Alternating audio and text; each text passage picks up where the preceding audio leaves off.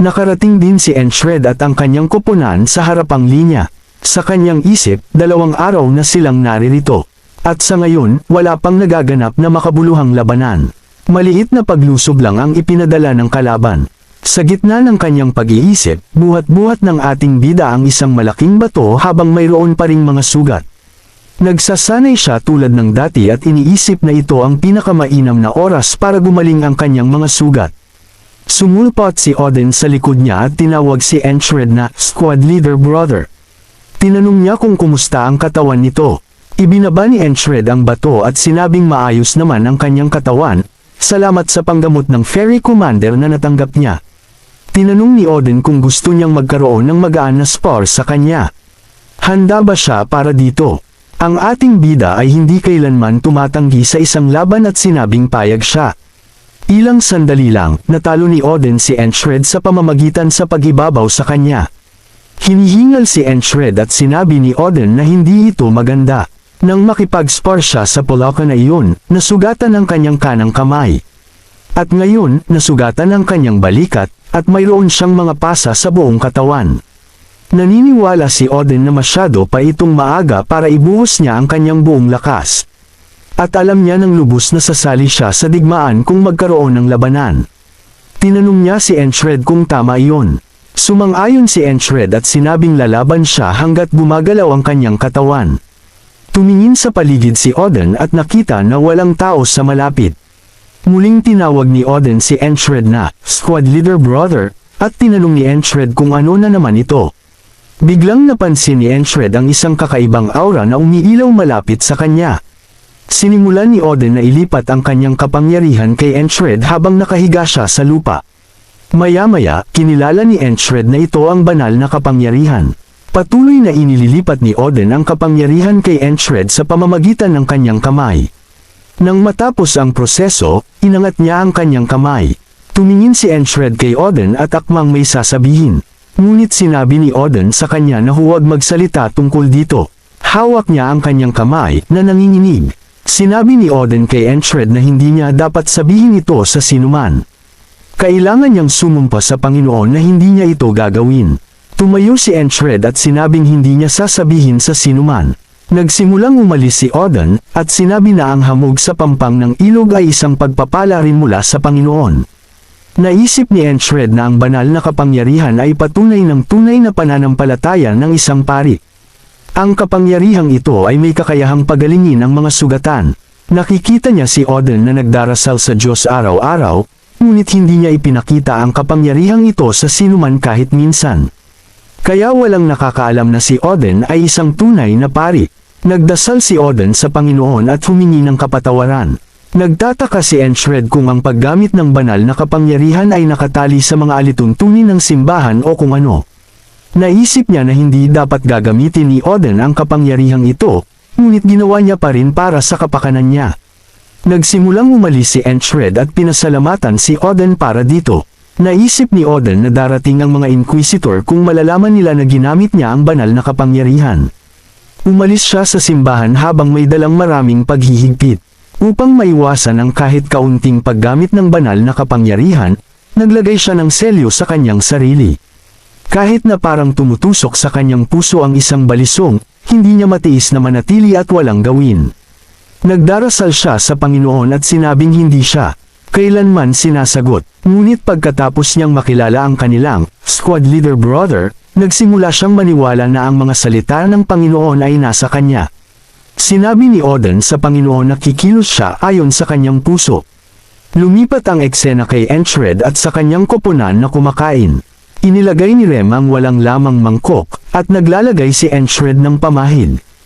Inalok ni Christ ng tulong sa paglalagay ng pamahid si Enshred, ngunit sumagot si Enshred na siya na lang ang gagawa nito. Naisip ni Enshred na hindi lubusang pinagaling ng kapangyarihan ni Odin ang kanyang mga sugat, ngunit nagsara ang mga ito agad-agad.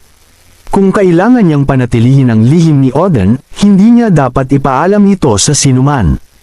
Kailangan din niyang maging maingat na hindi siya mapansin sa labanan. Hinihilot ni Enshred ang pamahid at tinanong si Christ kung kailan magsisimula ang aktwal na labanan. Sumagot si Christ na ang dalawang panig ay nagbabantayan sa isa't isa ngayon. Ipinaliwanag niya na ang kanilang batalyon ay pinamumunuan ni Commander Marcus, na inilagay sa harap upang harangan ang daanan. Samantala, ang kanilang pangunahing puwersa ay naka-standby sa Green Pearl. Sa huling digmaan, sinira ng dalawang panig ang hindi sinasabing tuntunin sa pamamagitan ng pagpapadala ng mga salamangkero at squirrays, kaya ngayon, malamang ay dinadala ng kalaban ang kanilang buong puwersa para maghanda sa labanan. Sinabi ni Rem na sana ay sumama na lang sila sa pangunahing puwersa. Sa lugar na ito, tanging mga isahan sa isang labanan o maliliit na sagupaan lamang ang nagaganap. Sinabi ni Chris na hindi ito magtatagal. Ang standoff na ito ay hindi magpapatuloy. Sa lalong madaling panahon, magmamarcha ang mga sundalo patungo sa harapang linya. Ang mga sundalo sa panig ni Enchred ay hinihipan ng sungay upang maghanda sa digmaan. Sinasabi nila na paparating ang kalaban. Naghanda rin si Enchred at ang kanyang koponan na harapin ang kalaban. Ang kanilang Platon ay pinamumunuan ni Commander Marcus at ng Ferry Commander. 3 sundalo ng Aspan ang nagmamarcha patungo sa kanila. Tinawag sila ng isang sundalo ng kalaban na mga hindi pa lutong baguhan. Sinabi ni Rem na ang mga bastos na Aspan na ito ay nagsasalita na naman ng walang kakwenta-kwenta. Tinanong niya kung inilalaan nila ang mga espada na iyon para maghiwa ng karne o kung ano. Naisip ni Chris na ang kalaban ay nagsasagawa ng digmaang psikolohikal dito. Maliban kung may isang malakas na knight ang sasama sa kanilang hukbo, sa ngayon mananatili silang pantay sa lakas at bilang sa kalaban. Kaya naman plano ng kanilang kalaban na basagin sila sa pag-iisip bago magsimula ang laban. Tinutukso sila ng kalaban at naisip ni Chris na maaari silang magpana at mamamatay ang 3 kalaban na iyon. Ngunit dahil mababa na ang kanilang moral, matatalo sila sa laban kung sisimulan nila ito. Alam din iyon ng commander, kaya naman hindi siya gumagalaw. Naisip ni Marcus na mayroon siyang plano. Ngunit hindi siya sigurado kung gagana ito dahil sa sobrang baba ng kanilang moral. Kung gagamitin niya ang mga baliw na iyon upang guluhin ang sitwasyon, babalik lamang ito sa kanila. Naisip niya na kailangan lang nila ng sparring dito. Naisip din ni Chris ang parehong bagay. Kung magkakaroon sila ng isang pangyayari upang baguhin ang mood, tataas ang kanilang moral. Tinawag sila ng kalaban na miserableng mga birhen, at pinagtawanan sila sa kalunos-lunos na buhay. Umeksena si Enchred at sinabihan si Andrew na kumalma. Idineklara niya na magkakaroon siya ng pagkakataon na ilabas ang kanyang galit. Nagulat si Andrew sa mga salita ni Enchred dahil kalmado na siya. Nagpatuloy si Enchred at sinabing ayos lang. Wala raw dapat ikahiya sa pagiging birhen. Dapat niyang ilaan ang galit para sa labanan. Sinabi ni Andrew na hindi siya galit. Nagtataka ang ibang mga sundalo kung ano ang sinasabi nila. Sinabi ni Enchred sa kanya na hindi ito ang tamang oras para dito, at kailangan niyang pigilan ito. Nagulat ang mga kasama ni Andrew at nagtaka kung matagal na niya itong pinipigilan. Napatawa si Rem kay Andrew, at tinanong din ni Odin kung gusto niyang gamitin ang pagkakataong ito upang ilaan ang sarili sa Diyos. Sinabi ni Ragnar na darating ang kanyang oras, marahil. Tinanong ni Andrew kung bakit siya binibiro ng lahat ng ganoon. Hindi napigilan ni Rem ang kanyang tawa at hinaplo si Andrew, sinabing hindi niya ito dapat alalahanin.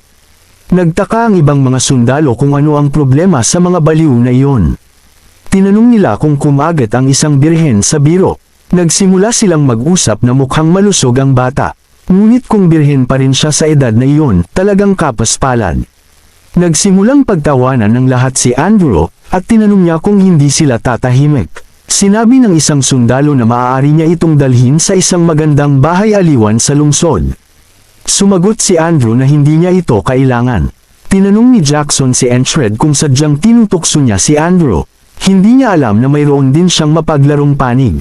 Sumagot si Enchred na inaaliw niya si Andrew dahil normal lang sa kanya ang labis na pagkabahala.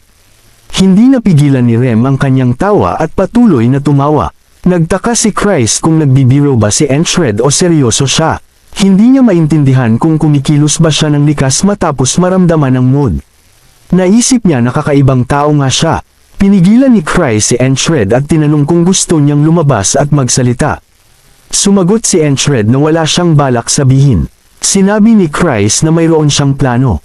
Ibinulong niya ang kanyang estratehiya, at naisip ni Enchred na hindi ito masyadong mahirap. Nanatiling tiwala si Christ na kayang baguhin ng kanilang kapitan ang battlefield na ito gamit ang kanyang dila ng demonyo. Ang mga bituin ay magdudulot ng ripple effect. Nagbigay daan ang mga sundalo para sa iskuad ng baliw at sinabi nilang si Enchred iyon.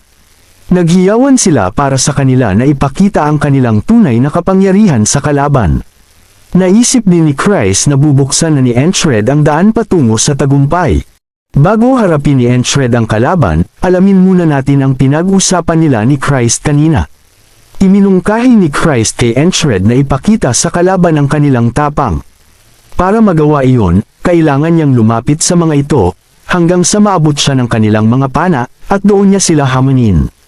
Nakita ni Vengeance si Enchred na sumusugod pasulong at tinanong kung ano ang ginagawa nito. Sinabi ni Enchred na siya ang tatayo sa unahan ng lahat. Patuloy sa paglalakad sina Enchred at ang kanyang pangkat. Sinabi ni Vengeance na matatamaan siya ng mga pana kung ganoon siya kalayo. Muli siyang nagtanong kung ano ang plano nilang gawin sa pagkakataong ito. Niuait ng kawal si Enchred at sinabing may isang hamak na nilalang ang dumating para labanan siya.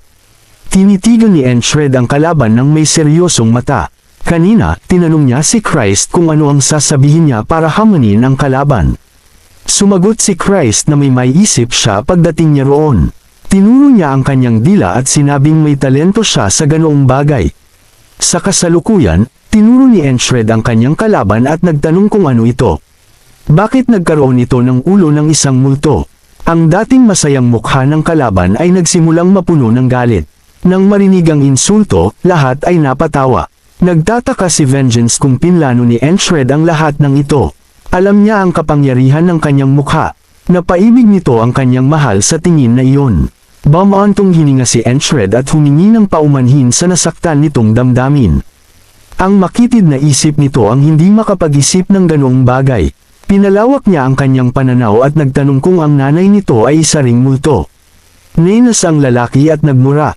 Natawa si Rem, at sinabi ni Odin na ang bibig nito ay nararapat sa parusa ng Diyos. Pinag-isipan din ni Ragnar na ang mukha ng kalaban ay mukhang kakaiba para sa isang tao. Tumawa rin ng malakas si Andrew at sinabi, kahit may kakayahan pa siya, hindi siya magkakaroon ng kasintahan dahil sa mukha na yan. At tinanong si Enchred kung saan niya nakuha ang ganang mga salita. Ang kasama ni Andrew ay tumingin sa kanya at naisip na kinuha niya ito sa puso. Hinugot ng sundalo ang kanyang espada at sinabing lumapit sila. Puputulan niya ang dila nito. Naisip ni Enchred na nahulog ang kalaban sa kanyang paghamon at hinamon siya sa isang duelo. Ngayon, kailangan niya lamang manalo ng may napakalaking kakayahan. Biglang inilagay ni Rem ang kanyang palako sa harap ni Enchred, pinipigilan siya. Tinatanong niya kung saan ito pupunta. Inilagay din ni Jackson ang kanyang kamay kay Enchred para pigilan siya. Sinabi niya na hindi pa ganap na gumagaling ang kanyang sugat kaya hindi siya maaaring lumaban. Tiningnan ni Enchred si Odin at naisip na kailangan niyang mag-ingat. Kung hindi ay malalaman nila na pinagaling siya ni Odin. Sinabi ni Rem na madali siyang matatalo ng kanilang baguhan sa ganoong antas. Inutusan niya si Andrew na tapusin na ito. Naisip ni Andrew na lumaki siyang hardinero ng bahay, kaya hindi na niya kailangan ng iba pa. At ngayon, wala siyang dapat ikahiya. Ngunit ang kahihiyan na tinawag siyang birhen ng bigla ay nakakainis. Hinugot niya ang kanyang espada at sinabi, nangyayari ang lahat ng ito dahil sinabi ng malakas ng idiot na yon. Sinabi ng sundalo na ayaw niyang labanan ng isang maliit na kalaban. Dapat dalhin sa kanya ang taong tumawag sa kanya ng multo. Natatakot ba siyang lumabas ngayon? Sinabi ni Andrew na manahimik ito at sinabing siya ang kanyang kalaban. Sumugod siya gamit ang kanyang espada at sinabing, pupunitan ko yung pangit na mukha mo. Nang sumugod si Andrew, umiwas ang kalaban. Naisip ni Marcus na ang mga kawal ng Aspen na ipinadala para sa duelo ay mga bihasang veterano. Madali nilang matatalo ang karamihan sa kanilang mga tao. Kaya hindi sila madaling kalabanan. Nag-counterattack ang kalaban at inilayo ang espada ni Andrew. Nagulat si Andrew at nagsimulang pagpawisan. Naging seryoso ang sundalo at sumugod sa kanya. Naisip ni Rem, hindi masama ang lalaking yan gaya ng kanyang mukha. Ngunit ang kanilang birhen ay isa ring mapilit na lalaki. Muling sumugod si Andrew na may mga matang nagbabanta. Tinamaan niya ang kalaban ng buong lakas, at nahirapan ito sa pagharang dito. Ipinahayag niya na siya si Andrew, isang kilalang hardanero.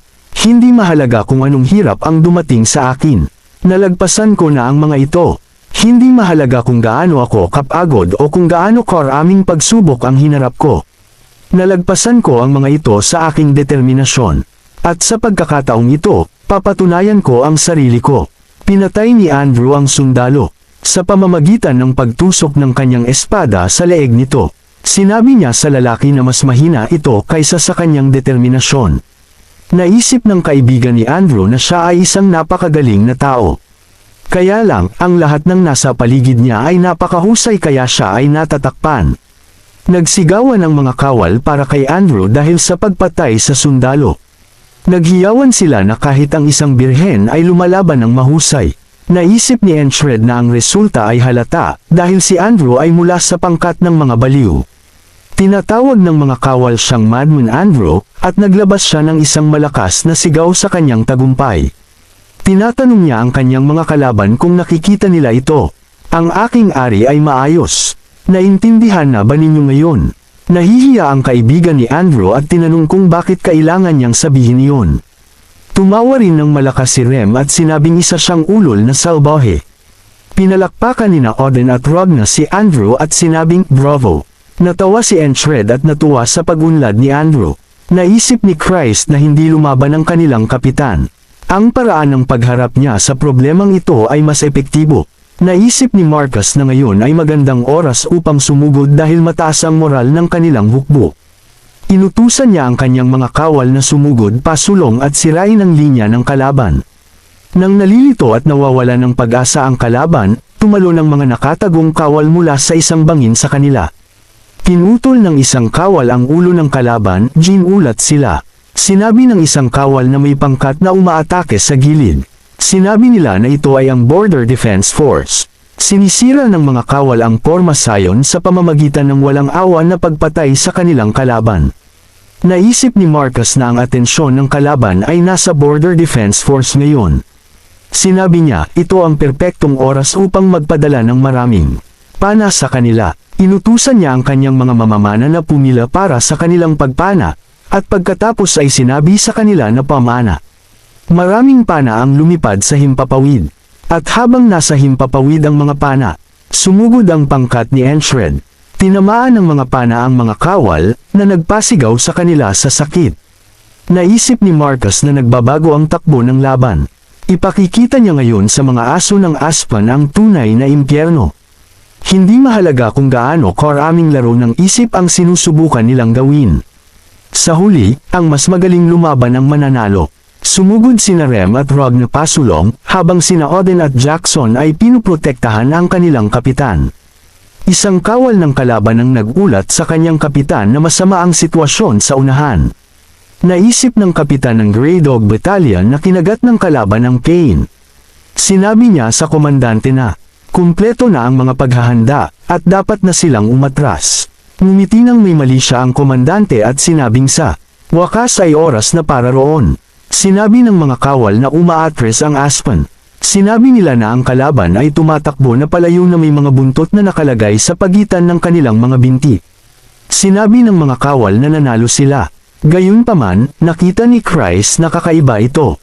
Naisip niya na hindi madaling atres ang Aspen. Kahit na nagbago ang sitwasyon, nakaramdam din si Marcus ng kakaiba dito. Sinabi ng isang kawal na dapat nilang habulin ang kalaban at tapusin sila. Gayunpaman, sinenyasan sila ni Marcus na huminto. Sinabi niya na umatras sila. Naramdaman niya na ang mga bastos na iyon ay may ginagawang masama.